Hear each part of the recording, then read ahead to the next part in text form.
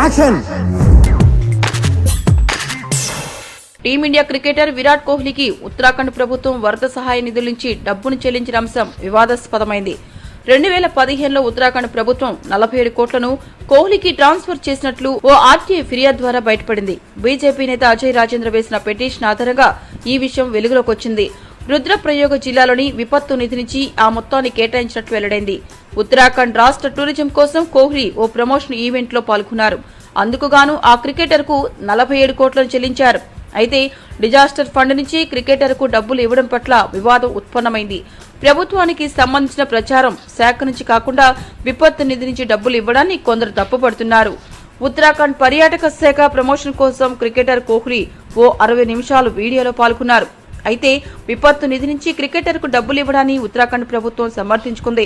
డబ్బులు ట్రాన్స్ఫర్ చేయడంలో ఎటువంటి ఉల్లంఘనలు చోటు చేసుకోలేదని సీఎం అడ్వైజర్ తెలిపారు. 2013లో వచ్చిన వరదల్లో రుద్రప్రయోగ జిల్లా దారుణంగా దెబ్బతింది. పునర్నిర్మాణం కోసం ఆ జిల్లాకు విపత్తు నిధి కింద భారీ మొత్తాన్ని కేటాయించారు. మీకు ఈ వీడియో నచ్చితే ఒక లైక్ కొట్టండి, లేకపోతే కామెంట్ చేయండి. బట్ సబ్స్క్రైబ్ చేయడం మర్చిపోకండి.